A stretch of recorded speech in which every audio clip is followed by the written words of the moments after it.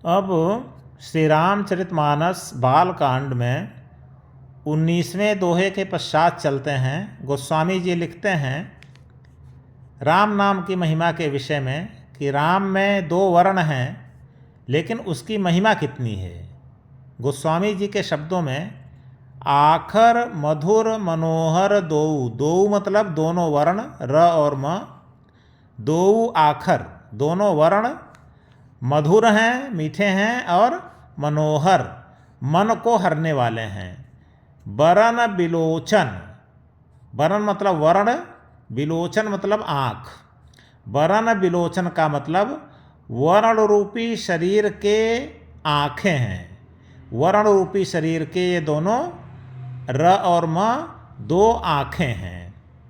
जैसे शरीर में 2 आँख होती है, वैसे वर्णमाला, वर्ण मतलब वर्णमाला रूपी शरीर के 2 नेत्र हैं। ये वर्णमाला की 2 आँखें हैं, र और म।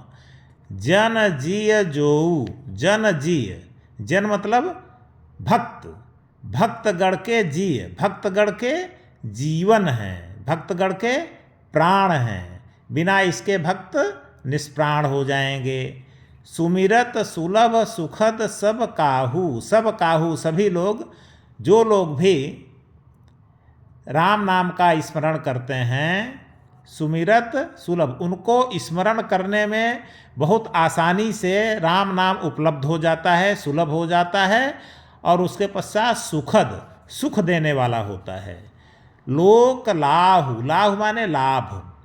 राम नाम का स्मरण इस संसार में अनेक प्रकार का लाभ प्रदान करता है। और परलोक निबाहु, और परलोक, मृत्यु के पश्चात दूसरा लोक प्राप्त होने पर वहाँ पर भी बहुत अच्छे ढंग से निर्वाह करता है। वहाँ पर भी बहुत अच्छी स्थिति प्राप्त होती है।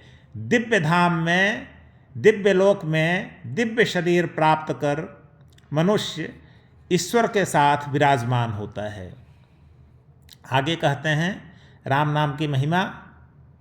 कहत सुनत सुमिरत सुठनी के, यह राम नाम कहने में, सुनने में, स्मरण करने में बहुत अच्छा लगता है, बहुत सुंदर है, बहुत मधुर है।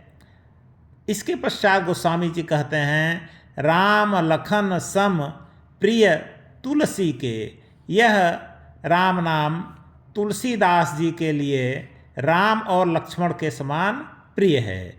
या तुलसीदास जी कहते हैं कि हमें यह राम नाम राम और लक्ष्मण के समान प्रिय है। बरनत बरन, बरनत बरन प्रीति बिलगाती, दोनों वर्णों का र और म का अलग अलग वर्णन करने में प्रीति बिलगाती, प्रीति अलग हो जाती है। सामान्य रूप से दोनों वर्ण का अलग अलग वर्णन करने में प्रेम भी अलग अलग हो जाता है। और वैसे बीज मंत्र की दृष्टि से अगर देखें, बीज मंत्र की दृष्टि से तो र और म का अलग अलग उच्चारण, अर्थ और फल हो सकता है, लेकिन सामान्य रूप से र और म का अलग अलग वर्णन नहीं होता है, क्योंकि वैसा वर्णन करने में प्रेम बिखर जाता है। प्रीति बिलगाती, ब्रह्म जीव सम सहज संघाती, राम शब्द में र और म वास्तव में गोस्वामी जी कहते हैं दोनों वर्ण ब्रह्म और जीव के समान हैं, सहज संघाती, ब्रह्म और जीव के समान सदा ही साथ रहने वाले हैं। ब्रह्म जीव सदा एक रूप होते हैं, एक रस होते हैं। ब्रह्म जीव तो एक ही होते हैं, तो जैसे ब्रह्म और जीव एक ही होते हैं, वैसे र और म एक ही होते हैं और एक साथ रहते हैं। अब आगे कहते हैं यह र और म नर नारायण सरिस सुभ्राता, नर और नारायण के समान सुंदर 2 भाई हैं। जग पालक विशेख जन त्राता, यह र और म राम नाम संसार का पालन करने वाला है और विशेष रूप से जन त्राता, अपने जनों, अपने भक्तों का त्राण करने वाला है, भक्तों की रक्षा करने वाला है। भगति सुतीय कल करण विभूषण। भगति सुतीय, भगति सुतीय। भक्ति रूपी स्त्री के करण मतलब कान, कर्ण। भक्ति रूपी स्त्री के कानों का सुंदर विभूषण है। कल माने सुंदर, तो और राम नाम क्या है? भक्ति रूपी स्त्री के कानों का सुंदर आभूषण है। जैसे एक कान में र और दूसरे कान में म, ये दो आभूषण हैं भक्ति रूपी स्त्री के। जग हित हेतु विमल विधु पूषण, और संसार के हित के लिए र और म क्या हैं? स्वच्छ, विधु माने चंद्रमा, पूषण माने सूर्य। ये संसार के हित के लिए सूर्य और चंद्रमा हैं। आगे कहते हैं गोस्वामी जी, स्वाद तोष सम सुगति सुधा के, सुंदर गति रूपी अमृत। सुगति, सुंदर गति रूपी अमृत। सुंदर गति मतलब मोक्ष, मोक्ष ही सुंदर गति होती है, अंतिम गति, धर्म अर्थ काम मोक्ष। तो सुंदर गति रूपी अर्थात मोक्ष रूपी अमृत, मोक्ष रूपी अमृत के समान, मोक्ष रूपी अमृत के समान यह राम नाम स्वाद और तृप्ति देने वाला है। मोक्ष रूपी अमृत, जैसे मोक्ष रूपी, जैसे मोक्ष का एक अलग स्वाद और तृप्ति होता है, उसी प्रकार से इस राम नाम से अमृत के समान स्वाद और संतुष्टि मिलती है। मतलब राम नाम से मोक्ष प्राप्त हो जाता है, सीधी सी बात। कमठ शेष सम धर वसुधा के। कमठ माने कछुआ, कच्छप। शेष मतलब शेषनाग।